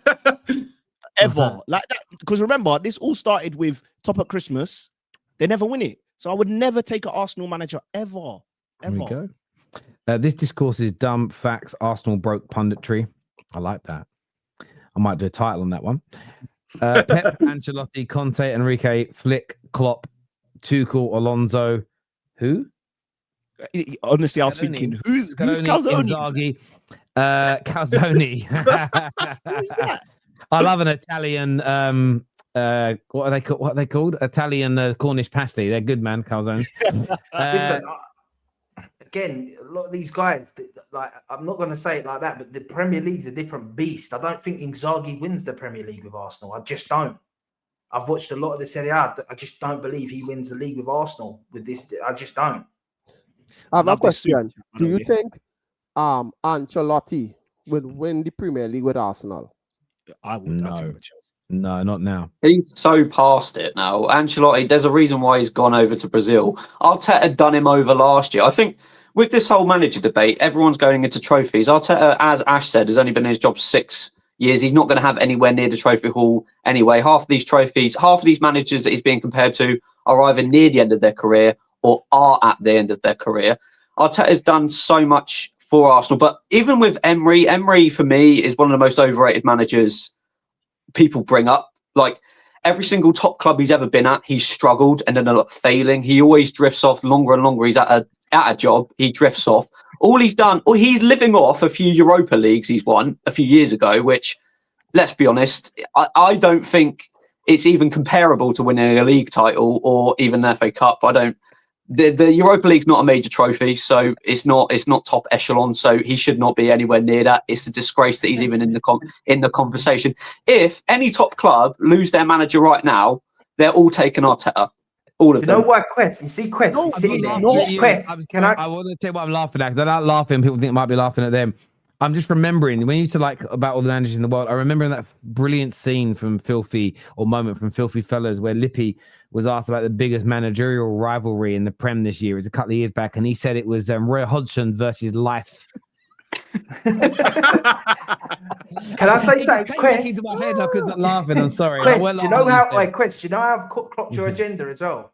Clocked your agenda. Why? Because you sat there a minute ago. I've just thought about it. You sat there a minute ago and you said, oh no, I'm not taking any Arsenal manager ever. I'm not taking any Arsenal manager ever. Anyone that's been at Arsenal, I'm not taking him. All right, then you sat there and you said you take Unai Emery. Okay, but I did say no, but you said you sat there and said you take Unai Emery. Okay, but I also said 15 names, and I also said you can take him out. No, but you said you're taking. Okay, well then have that one back. Have that one back, and you can go with Sage as well, calling me Kwess, because my name is KWESS. So you ain't even got spelling. So you and Giuseppe can go together and find somewhere to go. Then you know what, Giuseppe, you're right. My bad. I will never in my life welcome Unai. You're on a quest to try and degrade Arsenal. That's what you're on. I don't want anything that's ever touched Arsenal. I'll be real. I don't have to. So here's the thing, right? when I asked that question about Carlo Ancelotti, I wasn't basically saying no. When he left Napoli and went to Everton, at that point, I was looking at Arsenal to bring in Carlo Ancelotti because he went to Everton, he left Everton and went to Real Madrid, and look what he did. So at that point, he clearly still had it in him. So I was looking at you all to do that, and you all didn't. Yeah, I think that could have been a time. This year says at 29 seasons with no title. What made Liverpool think they'd do it on the 30th try? What made City believe they would win their first Prem when they did? That's a very good point, Sky King. This year, it says Arsenal forwards underperforming wouldn't hurt them in 98% of games. It's just the big games like United, Liverpool, and City where they found it difficult to score. Could hurt them in the title race. That's a fair point. Tell this bunch is not the smartest. This bunch is great, bruv. I love working with these, man. I love it. Especially on Thursday night's my drink nights. I'm having a few cheeky drinks here. A little bit of diet Pepsi Max with ice. You know what I mean? Doing my thing. Not champers tonight. That was honestly Monday morning. I was suffering, man, but I felt good in that suffering. You might have to pop it again if you win 3 on the bounce. Yeah, man. Oh, you drank the whole bottle? We'll be seeing you drink out of one of those cups behind you. Terry, you drank the whole bottle? On the stream. The whole bottle on the stream. The whole bottle was gone. Yeah, half of it went on your lap on the notebook. Yeah, I thought about a glass of it on the table, but I'm so working class. I just sucked it off the table and drunk it. Like I was like on it, like spillage and lickage.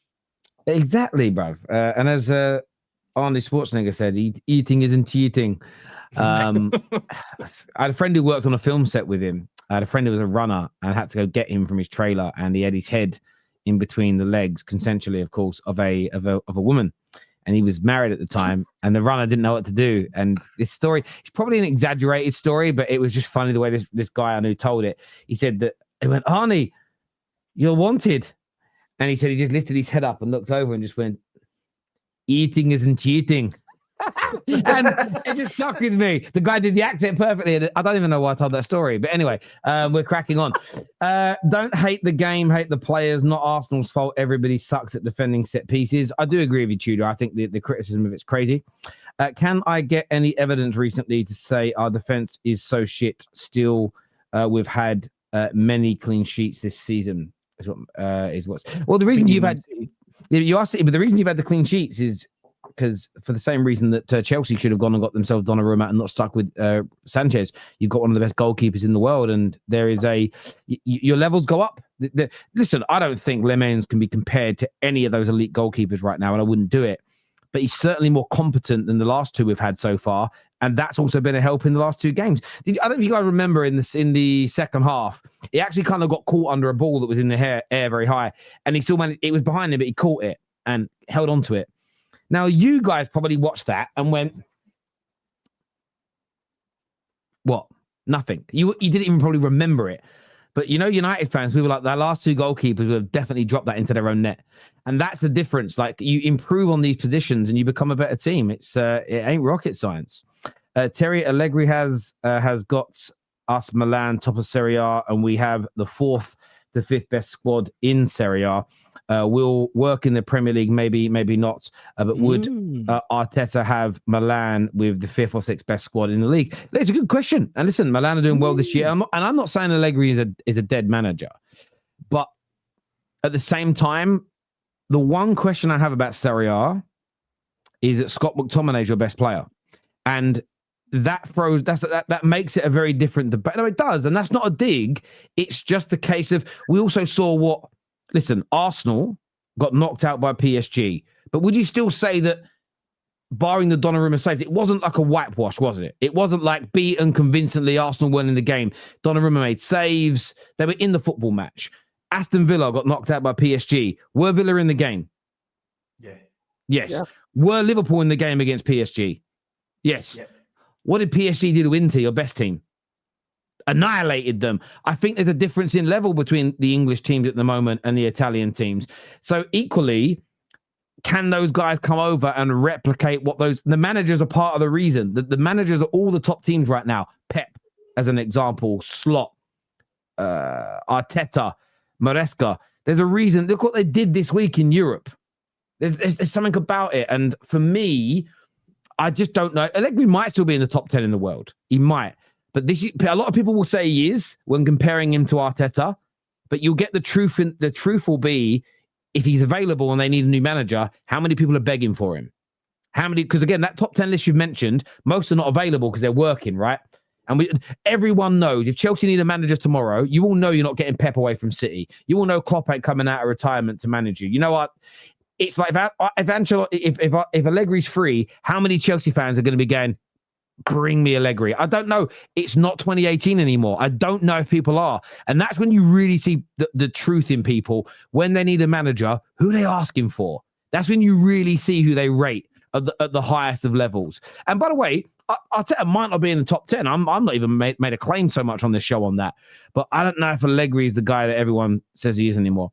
Chelsea took Garnacho. You'd kill for Arteta. No. They may have won that day, but Cunha ripped Arsenal. Cunha's been good this season. No GA yet, but he's been good. Next question, gentlemen. Next question. And this is another one that stems from the brains of Kwess. And that's Kwess with a K, Giuseppe. And that is Giuseppe. Quest. I don't know where you're getting it from. The super chat said Quest. This is, I like this one. Fiction or fact, Seb? Estevão has more natural talent than Bukayo Saka, and it's only a matter of time before the world sees it. This is without doubt the silliest question I've ever heard in my life. No, obviously not. He's played like a few games for Chelsea, and all of a sudden he's the best. He's done really well since he's come in. Let's be honest. They haven't particularly missed Cole Palmer that much, and Estevão's part of that. But what Saka has done, he's one of the best wingers in the world. I don't think Estevão is anywhere near that yet. In the future, could be, yes. He is doing well right now, but it's nowhere near right now. And Kwess knows it's nowhere near right now. He's just being cheeky, is what he's doing. My brother's watching the show. Sit a little bit lower, Seb, like that. Yeah, my brother just sat there and said, "Is Seb holding a bag of popcorn? That pocket in that angle." He made me laugh. Sorry, back to you, Seb. Sorry. Yeah. It's not even the zip tiny on it though. That's the problem. Yeah. So I think he has done really well, but I think Kwess has just been. I think it's getting taken out of context a little bit. He's had a couple of good games, and obviously he's nowhere near Saka. Could he be in the future? Well, who can tell, really? Saka has done so much for his age already. Obviously, we haven't got the trophy, so people will be, well, he hasn't won any trophies. But let's be honest, who's better than him? I think he's the best right winger in the league right now, because considering Salah's drop off, Saka has to be up there. Obviously, he's had his injury worries this season, but for me, maybe in the future. But at the moment, Saka is the best winger in the league, so there's no question who's better right now. Maybe in the future, but I don't. It's natural talent, natural talent. Thank you. I don't even think naturally talented. I think Saka is more naturally talented than him. Okay, so we're talking about a naturally talented right winger who started at left back. Like, okay, guys, come on, let's just. I was going to say when they were the same age, Saka was on the left back. This is what I mean. Like, the thing is, natural talent. So there's a ceiling that a player will have. Saka has reached their ceiling. Not every player can do that. Estevão's ceiling potentially could be higher than Saka's, but will he be able to keep that performance up in the future? On the right-hand side, when Saka started playing, we had a golden boot winner in Aubameyang playing down that side, so he wasn't going to be starting there anyway. But he wasn't even on that side anyway. He was on the flipping left. Yeah, but it's completely different. Hold on. Let me just debunk that straight away, because Gareth Bale started as a left back, so let's not even use that sort of rubbish. Natural ability. But that's what we're talking about here. We're not talking about who's better. We're talking about natural ability. Gareth Bale ended up becoming a world-class player. Remember that Harry Redknapp wanted to sell him because he was stinking out the place. Yeah. So what natural ability? Right. What natural ability do you think he's better than Saka at now? No, it's not about better. It's just no. But what you're saying, natural ability. What natural abilities does he have that Saka does not have? Okay. Yeah. So what is Estevão got over Saka, and what do you see as his natural talent that's over Saka? I don't necessarily know if there's anything that I could say is a standout thing, but what I will say is I think Estevão is very direct, very good at cutting people on the right-hand side. He's great decision making, mature for his age as well, which I like, which is also important. Like that matters with players. That's a hard question to answer because you could also say, what does Saka do that Estevão doesn't do? Do you see what I'm saying? Like by that logic, bro. By that logic, it's like me saying, well, Max Dowman's got better natural talent than Estevão. So I will say this. I was looking through stats of 18, right? Yeah. And there was another player at his age that has similar stats all around as what Estevão has right now. And it's Garnacho. Has he reached the ceiling that you think Garnacho would have reached? I don't think Garnacho has reached the ceiling that we think he would have. But that's what I'm saying. This is all about the Premier League, because you don't know. Like in the future, when he gets to like 26 and he's in his peak, you don't know if there's been injury problems. You don't know how the Premier League's affected him. Like a lot of players have massive ceilings but can't reach to it. So the thing that Saka edges on, he has met his ceiling and carried on going and kept that level up. Like, granted, this season he's had a bit of a dip, but you can still see that player is unbelievable there. So in a few years, we'll see how Estevão goes. Obviously, because you've got an unbelievable talent, it's all about nurturing him. So yeah, just see how he goes. But make sure, like, this is what people do as football fans do so much. They see players like this and put far too much pressure on them. No, but hold on. There's not enough pool of games there, especially in the Chelsea shirt, to judge it. No. You lot need to remember, this is a kid who's been playing for Palmeiras in the first team since he was 16. Chelsea, especially myself, we're not saying this because. And by the way, again, this is something that has been taken out of context. The reason you're saying it is every other year you give me another name to be better than Saka. And you lot always say this Saka's so good. And you keep trying. First it was this guy, then it was that guy, then it was this guy, then it was that guy. All of them. One time it was Madueke. Now we have Madueke. He's trash. One time I don't remember saying Madueke could ever reach that level. Chelsea fans. Every season it's a new geezer.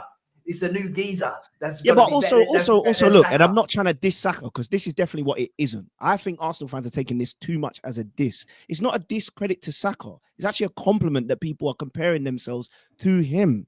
That is the compliment. It's not a diss. But you also got to remember, you big up Saka a lot, and also how many finals has he played in? Even for England, how many finals has he played in and then ghosted? Cole Palmer scored in the England final. Has Saka? So it's not a diss, but I'm saying if you want to start doing all these little, we can make boxes and build stuff and narrative can be created. It's not a diss. It's just saying natural ability wise, and I said the same thing on the Instagram clip, If somebody puts a Ballon d'Or contract, and I know what people are saying, and Martial's got one, yes, but the theory behind that is if you get one, it's because people believe you should be able to reach it. So my argument is, yes, I believe Estevão has more natural ability as a right winger than Saka does as a right winger. I do believe that, yes. And I look at the way people react to him when he plays at Chelsea, even in the 4 or 5 games he's had so far. And I look at the way the stadium jumps and gets excited. I've not seen this kind of energy for a Chelsea player since Hazard.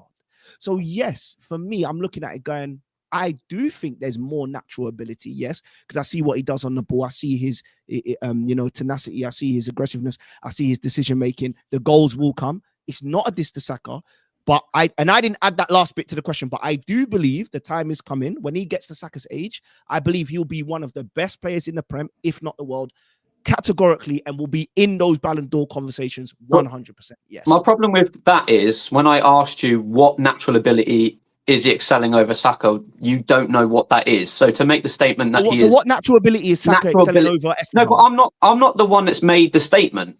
I need you to answer me. He's better than Saka. No, but you said he's more naturally talented. So what I'm saying is, what natural abilities does he have that he's excelling that would make you make that comparison in the first place? He's more flary and he's more beautiful to watch on the eye. That is what he's saying. That is basically what he's saying. This is where the conversation changes.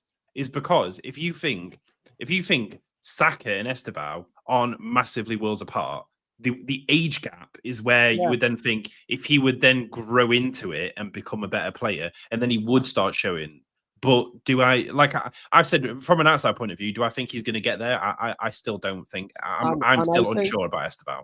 I think consistency would have to come with Estevão. We've seen it with Saka.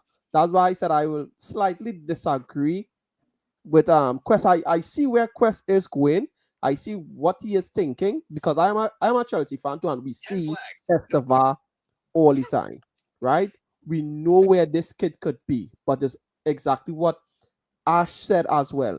There are a lot of players in their younger age that had so many potential and they didn't break in or go as far as we thought they would have. Saka is doing that. So now we have to wait to see if Estevão could be where Saka is in terms of consistency. Could he do it season in, season out, or even go as further than Saka and actually be like in nomination for Ballon d'Or, like in the top 5 or so on a regular basis? He has the ability. I am seeing it. But as of right now, Saka is just a little bit because of the consistency level. If we're using that, then I actually think that Max Dowman's better than your boy.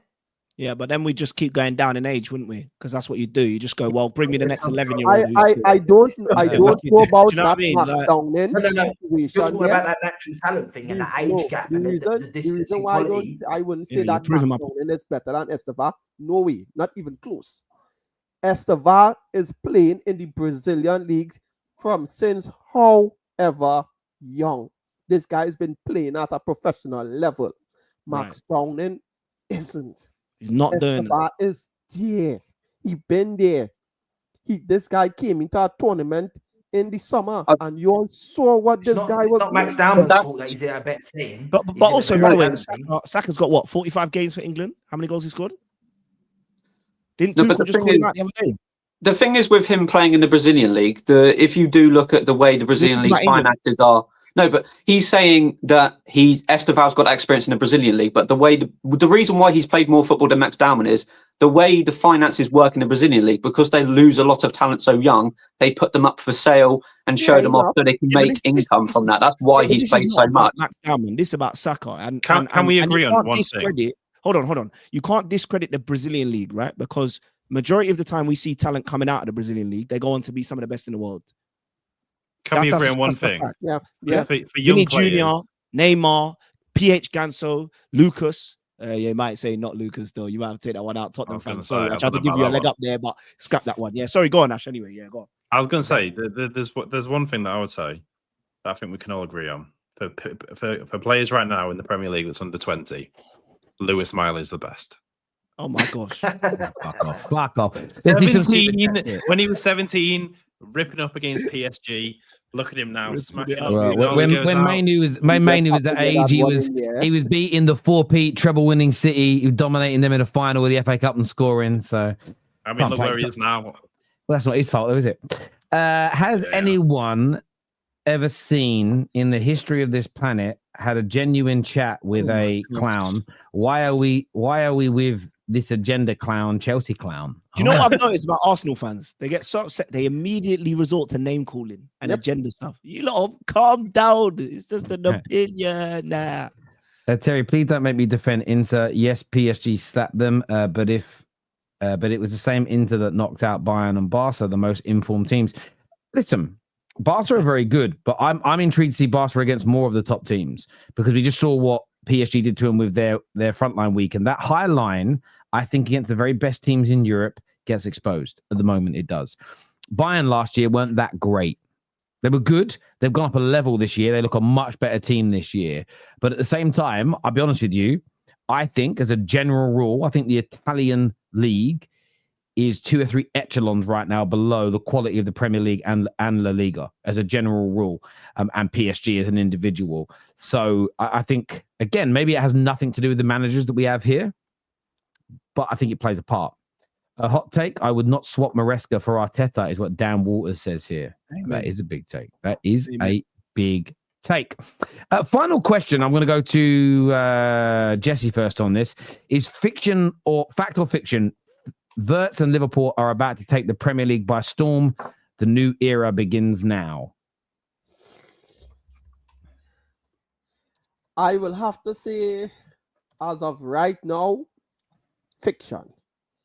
He hasn't shown me in the Premier League what he shown all of us, shown the world in Bundesliga. That basically just shows you the strength of the Premier League. It's hard over here. I want to say yes as well, facts, because I tipped Liverpool to win the league. Most of us did, but I think that was a bit of naivety on all of us because we didn't know for sure how all these players was going to gel almost immediately. As of right now, I will have to say fiction. I don't see it. The Premier League is tough, and we're seeing it week in, week out. I don't see it. I don't see it. I think, yeah, they have this season, they have a lot of growing to do. This team still has to gel quite a lot.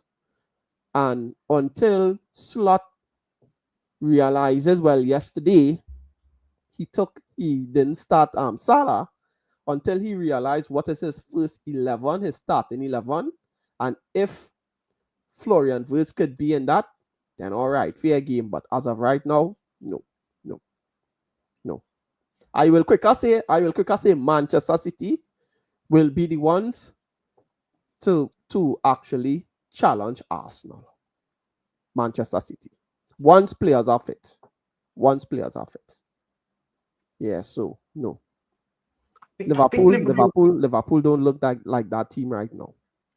I think Liverpool will pick up form, but take it by storm is a step too far. They won't. They beat Frankfurt, a good result for them. I think Frankfurt ain't that great. They're 7th in the league. They lost the previous Champions League game 5-1 to Atletico, and you see what happened when we played them. So, listen, it was a good result, and I think they will start steadying and they won't lose. They'll win on the week. I think they'll beat Brentford. Then we'll see when they've got a couple hard games coming up. They've got Aston Villa. They've got Man City. Hopefully they draw with Man City, but I don't think they're going to come and start ransacking teams like that. I think they'll come. I think they'll stick on around it. I don't think they'll continue dropping off majorly, but I don't see them all of a sudden after that one game rejuvenating to the point where they're just battering everyone. And Wirtz is now one of the best players in the league and everything like that. So I think it's fiction as well. Yeah, I think.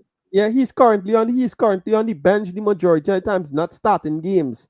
So I don't see it. I can't see it.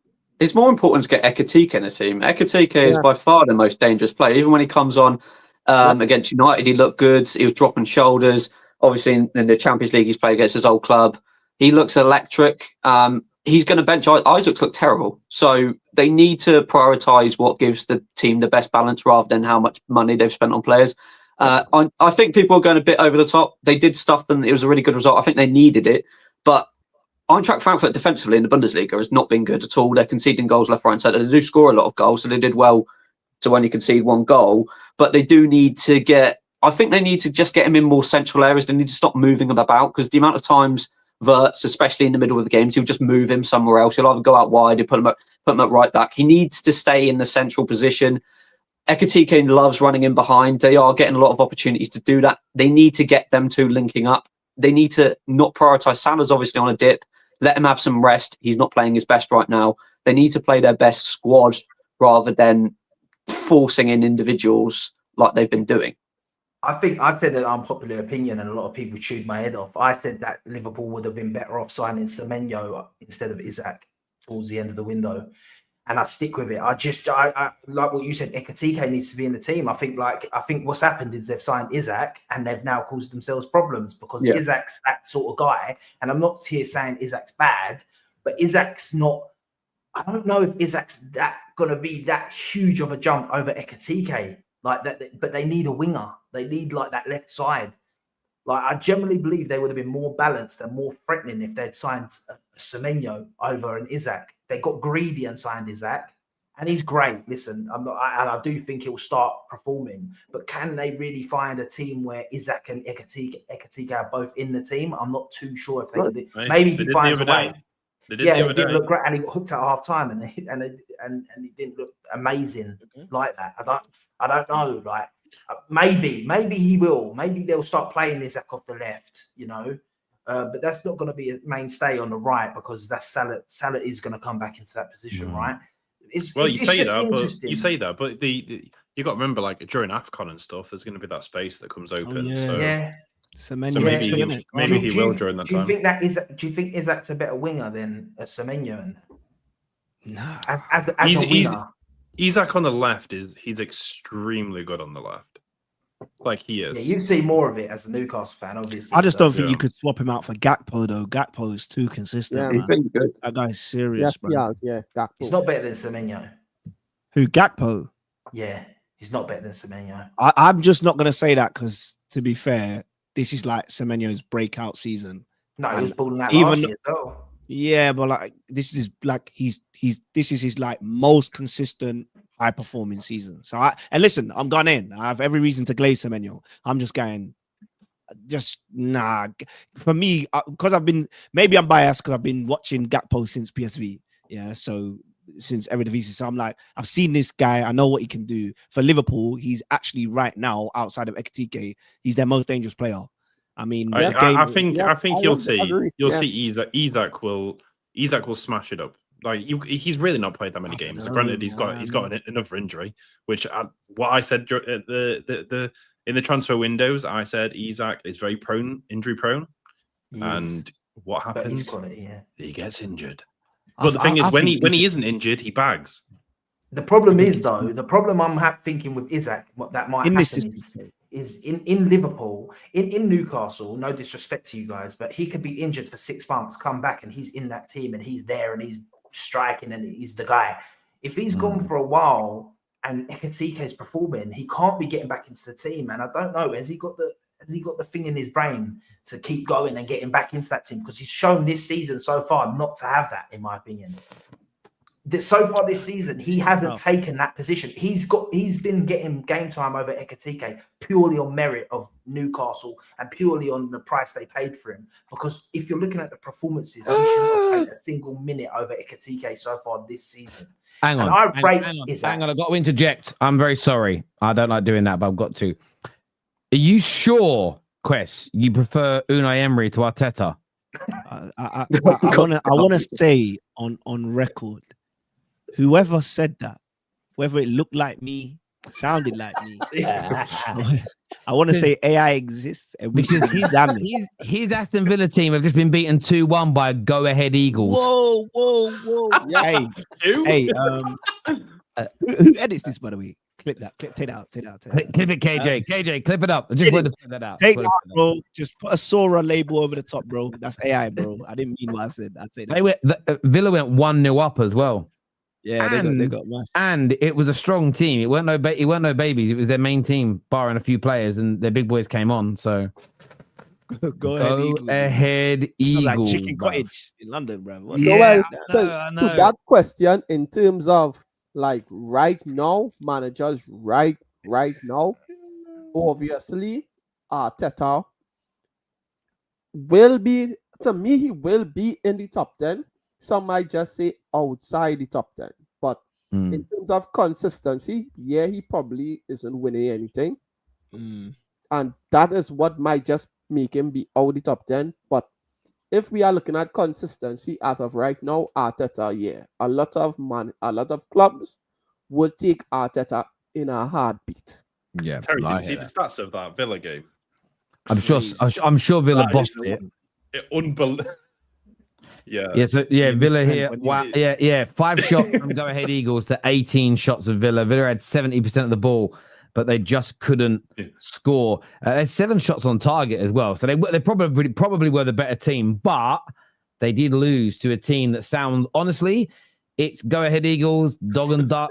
You know what I mean? The Queen's Nose. It sounds like a pub team. Sounds like a kids' ice hockey team. The 12th in the 12th in Eredivisie. Here we have the final of the Pee Wee Hockey Championships. The Mighty Ducks versus the Go Ahead Eagles. Yeah, they're in the wrong league. They should be in America. I want to know why they call the Go Ahead Eagles. It doesn't even sound Dutch. Do you know what I'm saying? It's not at all. The Go Ahead Eagles are a Dutch team that are from. I need to find out. I need to know why they're called that now. To be fair, yeah, what they would they have won or drawn if Wendy had scored? Where was it at that point in the game? I think it's because of the stadium. Because I thought they scored after the penalty miss. So on the 1st of July, 1971, the suffix Eagles were added following a suggestion from the head coach, Barry Hughes. Sounds so English. No, it is. As the professional department of Go Ahead separated from the parent club. So it used to be called Go Ahead. Crazy. That sounds like them little snack bars in Sainsbury's. Yeah, it does sound like that. Oh, Mom, can I have a bar of Go Ahead, please? I'm so tired.